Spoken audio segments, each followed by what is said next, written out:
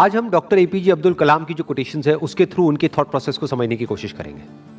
जो उनका सबसे पहला कोट है और सबसे फेमस कोट है वो है, you have to dream before your dreams can come true. There are two ways of living life. एक ऑप्शन तो ये है कि जैसी हमारी रियलिटी है वो हमारे फ्यूचर को डिफाइन करे। फॉर एग्जाम्पल, आज आपकी करंट रियलिटी ये है, इस लेवल पे है, आपके पेरेंट्स ने यहां तक अचीव किया है, तो अगर उसके बेस पे आपका फ्यूचर डिसाइड होगा तो मैक्सिमम वहां से आप यहां तक सोच सकते हो। आपके पेरेंट्स भी यहां से यहां तक सोच सकते हैं, उससे ऊपर नहीं सोच सकते। बट अगर हम चाहते हैं कि हमारा जो फ्यूचर है वो प्रेजेंट से और पास्ट से बिल्कुल अलग हो, तो उसके लिए ड्रीम्स की जरूरत है, उसके लिए इमेजिनेशन की जरूरत है कि वो इमेजिनेशन आपको भगाए, ना कि आपकी जरूरतें या आपकी मजबूरियां आपको भगाएं। और इमेजिनेशन की खास बात क्या है, आपके हाथ में पूरा कंट्रोल है कि आप कहां तक सोच सकते हो, आप कहां तक इमेजिन कर सकते हो। उसका आपकी रियलिटी से कोई कनेक्शन नहीं है। हो सकता है आप एक ऐसे बैकग्राउंड से हो जहां से कि वो इमेजिनेशन दूर दूर तक मैच नहीं हो रही है। और उसका सबसे बड़ा एग्जाम्पल कौन है? Doctor APJ Abdul Kalam. पहले तो एक इतने छोटे से गांव से निकल करके एक इतना बड़ा साइंटिस्ट बनना, और उसके बाद में भी इस कंट्री के प्रेसिडेंट बनना। लाखों करोड़ों स्टूडेंट्स के लिए वो एक आइडल हैं आज भी। अगर जिस बैकग्राउंड से वो आए, जो उनकी रियलिटी थी, अगर उसके बेस पे उनका फ्यूचर डिसाइड होता तो कभी भी वो इसका 1% भी अचीव नहीं कर पाते जो उन्होंने अचीव किया। लेकिन जो भी कुछ उन्होंने अचीव किया वो किया अपनी ड्रीम्स के बेस पर। और अगर ध्यान से उनकी लाइफ को ऑब्जर्व करोगे तो कभी भी उनका सपना ये नहीं रहा कि मुझे ये पाना है, मुझे वो पाना है, मुझे वो पाना है, मुझे वो पाना है, क्योंकि ये सपना तो आपको भिखारी बना देता है।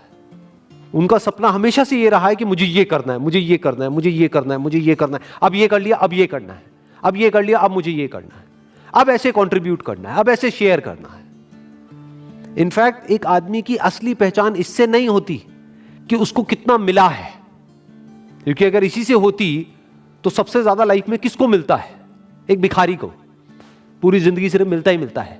तो एक आदमी की असली पहचान इससे नहीं होती कि उसको कितना मिला है, बल्कि इससे होती है कि उसने क्या दिया है। तो अगर उनकी लाइफ को आप ध्यान से ऑब्जर्व करोगे तो आप एक ही चीज नोट करोगे कि उन्होंने सिर्फ दिया ही दिया है। बड़ी सिंपल लाइफ जी है उनकी लाइफ को अगर आप ऑब्जर्व करोगे, बहुत ही simple life, down to earth life. और लाइफ का सिर्फ एक ही मिशन रहा है कि किस तरीके से मैं कंट्रीब्यूट कर सकता हूं, किस तरह से जो आने वाली जनरेशन है उसको इंस्पायर किया जा सकता है, किस तरह से बच्चों के अंदर जो एक स्पार्क है जो हर बच्चे में होता है उस स्पार्क को इग्नाइट किया जा सकता है। यही उनकी पूरी लाइफ का मिशन रहा है। ऐसी लाइफ कैसे पॉसिबल हो पाई? On the basis of dreams, on the basis of imagining the future as he wanted. In fact जानवरों में और इंसानों में सबसे बड़ा फर्क यही है। जानवरों को उनकी जरूरतें भगाती है, उनकी मजबूरियां भगाती है, उनकी भूख भगाती है। बट इंसान होने का असली मतलब यह है कि आपको आपकी जरूरतें ना भगाएं, बल्कि आपकी सोच भगाए, बल्कि आपकी ड्रीम्स भगाए, बल्कि आपकी इमेजिनेशन भगाए। आप फ्यूचर को खुद इमेजिन करो, जैसा फ्यूचर आप चाहते हो अपने लिए, और फिर उस फ्यूचर को क्रिएट करो। That is the power of being human. इसीलिए कहा जा रहा है you have to dream before your dreams can come true. तो मैंने अपने अलग अलग सेशंस में कई बार ये बात बोली है, लेकिन ये बात इतनी इंपॉर्टेंट है कि एक बार और बोलनी बनती है यहां पर।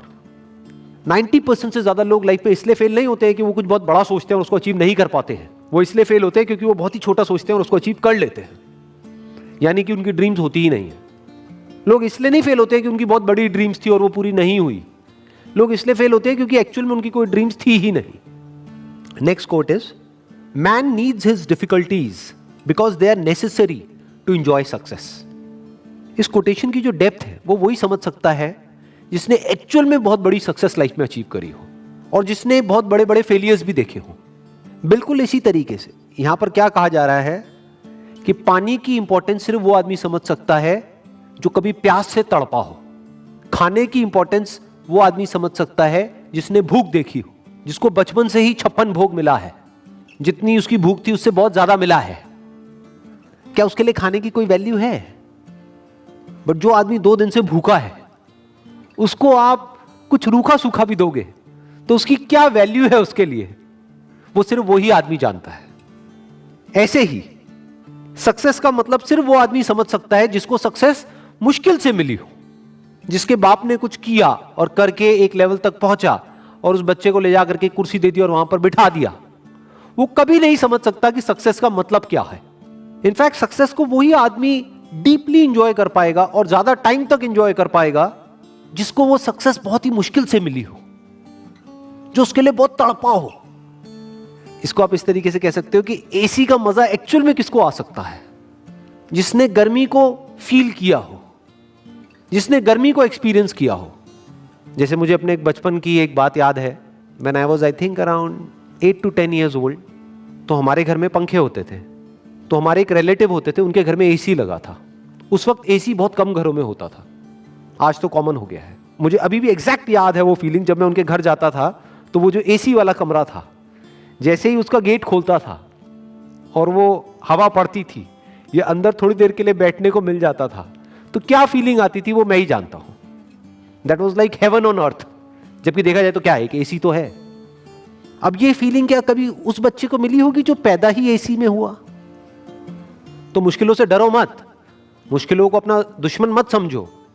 मुश्किलें आपकी एक्चुअल में दोस्त है, क्योंकि जितनी ज्यादा आपने मुश्किलें सही हैं, जितने ज्यादा आपने फेलियर्स देखे हैं, उतना ही ज्यादा आपको मजा आने वाला है जब आपको सक्सेस मिलेगी। Next quote is, it is very easy to defeat someone but it is very hard to win someone. किसी को भी हराना बहुत आसान है। कैसे हराना? चाहे फिजिकली हराना, चाहे बातों में हराना। किसी को भी तोड़ना, हराना मतलब तोड़ना, बहुत आसान है। और विन का मतलब जोड़ना, अपने साथ में जोड़ना बहुत मुश्किल है। It is very hard to win someone.